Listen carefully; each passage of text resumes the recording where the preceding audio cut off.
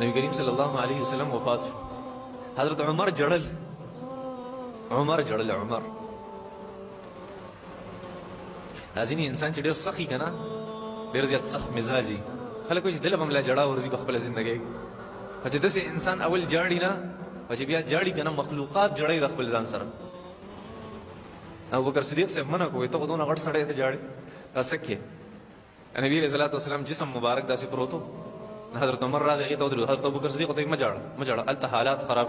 ابوبکر صدیق رضی الله تعالی ودرېد خلکو ته، وما محمد الا رسول قد خلت من قبله الرسل افإن مات او قتل انقلبتم على اعقابكم ومن ينقلب على عقبيه فلن يضر الله شيئا وسيجزي الله الشاكرين. نبی علیہ السلام وفات شو. اے خلکو ابوبکر صدیق سے امام بخاری رحمۃ اللہ علیہ روایت نقل کړی دی.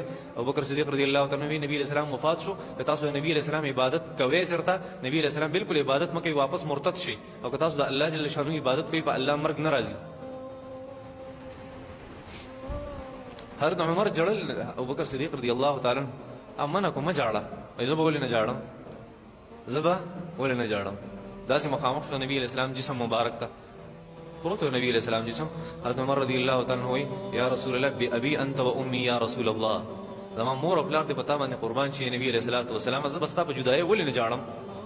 لقد كنت تخطب الناس على جذع النخله، ستا په مسجد نبوي کې یو د کجوري یو تنه و تنه هغې ته به تا ډډه والې او د جمعې خطبه به دې وي یا رسول الله. بیا فلما کثر الناس اتخذوا لك منبرا، کله چې خلک سیوا شو یا رسول الله، نو بیا صحابه کرام ستا دپاره یو منبر جوړ کړو. ته چې کله د خپلې حجرې مبارکې نه راووتې یا رسول الله، افلما تجاوزت، کله چې هغه ستنه تا کراس کړه او د هغې نه راوړې دي، حن ذلك الجزع بفراقک یا رسول الله، هغه ستنې په تا پسې جړلي او صحابه کرامو د هغې جړه اورېدلې وه ستا په جدایۍ باندې، خو هغه ستنې هغه ونې جړلي وي یا رسول الله، هغه تنې جړلي وي یا رسول الله، زه به ستا په جدایۍ ولې نه جاړم. حضرت عمر وی فحنت ذلك الجزع بفراقك یا رسول الله، هغې تنې په تا پسې جړلي په مسجد نبوي کې صحابه کرامو جړه اورېدلې وه. فامتک اولى بالحنین الیک یا رسول الله، ستا امت خو زیات حقدار دی چې په تا پسې وجاړي او ستا په جدایۍ باندې وجاړي. وبأبي انت وامي یا رسول الله، زما مور او پلار دې په تا باندې قربان یې نبی کریم صلی الله علیه وسلم. ای زما خوږ پیغمبره، ستا د فضیلت لپاره خدا کافي ده چې ته یو پیغمبر وي. نورم پیغمبرانو، نورم انسانان دي، اول هغې خطا وکړي، وروسته د هغې دپاره الله جل شانه د معافی اعلان. حضرت آدم علیه الصلاة والسلام هغه بوټی وسکو، د هغې نه پس ربنا ظلمنا انفسنا وان لم تغفر لنا وترحمنا لنكونن من الخاسرین. معافي وروسته وه، خطا مخکې وه. معافي وروسته وه، خطا مخکې وه. او داسې ټولو انسانانو سره کېږي، خطا اول کوي، معافي وروسته کېږي. یا رسول الله وایي زما مور او پلار دې په تا باندې قربان شي، الله ستا معافي مخکې ذکر کړې، ستا خطا یې وروسته ذکر کړې.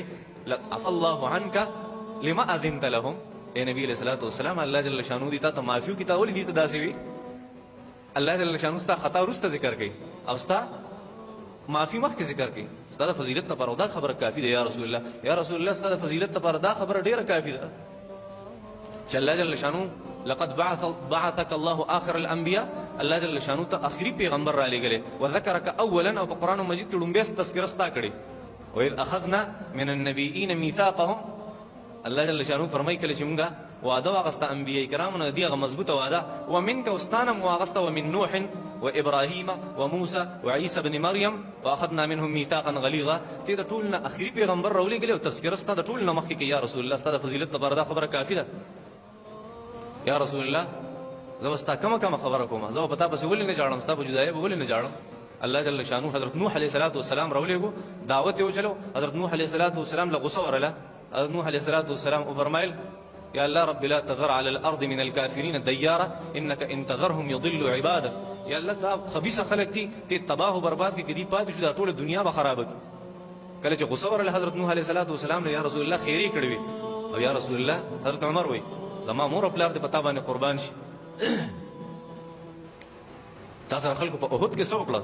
ستا غاښونه زخمي کړه، ستا مخ مبارک زخمي کو، ستا سر مبارک هغې مات کو دې خلکو، او ته بېهوشه شوې، دې خلکو بېهوشه کړه. او ته چې کله په هوش کې رالې فما زدت الا ان قلت اللهم اهد قومي فانهم لا يعلمون. تا صرف دا وایي چې یا الله زما دا قوم د هدایت ته وکړې، ویې به خیر د دې نه پوهېږي. حضرت نوح علیه السلام خیرې کړی خپل امت ته چې غصه ورله. یا رسول الله تا صرف دا وایي چې اللهم اغفر لقومي فانهم لا يعلمون، اللهم اهد قومي فانهم لا يعلمون. تا سره خلکو په طایف کې څه وکړه؟ تا وایي اللهم اهد قومي فانهم لا يعلمون. یا رسول الله زما مور او پلار دې په تا باندې قربان شي. الله که حضرت موسی علیه السلام ته معجزې ورکړې وي، ان ضرب بعصاك الحجر.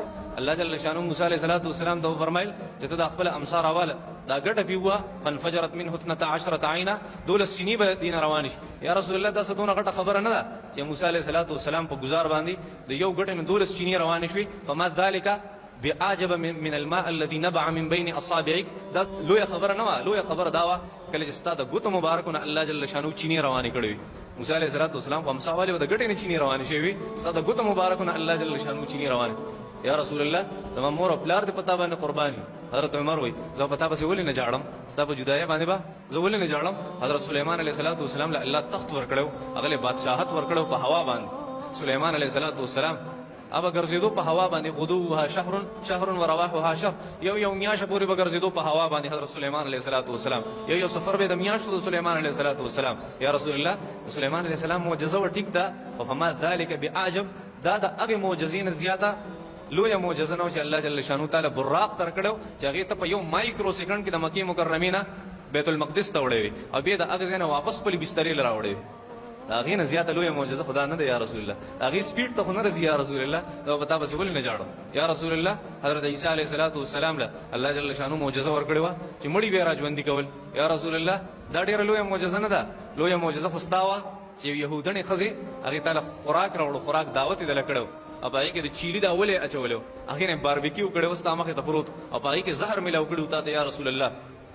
او صحابي هغه خلې ته واچوله او تا چې یا رسول الله ګوتې ورولې تا ته د هغه چيلي د هغه ولې نه आवाज راغلی چې یا رسول الله لا تاكلني فانني مسمومه. یا رسول الله ما مخرمه کې زهر ملاو کړی. دا غټه معجزه یا رسول الله. یا رسول الله زه پتا بس ولې نه جاړم. حضرت نوح علیه السلام نه نیم سو کاله دعوت وچلو وما آمن معه الا قليل، لک کسان دا هغې سره ایمان راوړو. یا رسول الله تا خو 30 کاله محنت کړو، الله جل شانه داسې بهترین صحابه کرام جوړ کړل چې هغه نن ودرېږه وایي چې وما محمد الا رسول قد خلت من قبله الرسل افان مات او قتل انقلبتم على اعقابكم. یا رسول الله په لږ ورځو کې تا دونه محنت وکړو. الله جل شانه د ابوبکر صدیق غونډه کې، د حضرت عثمان غونډه کې، د حضرت علي غونډه کې، د عشره مبشره غونډه کې خلک تیار کړل. یا رسول الله زه به ولې نه جاړم ستا په جدایۍ باندې. دا ابوبکر صدیق سے منع کوو مه جاړه.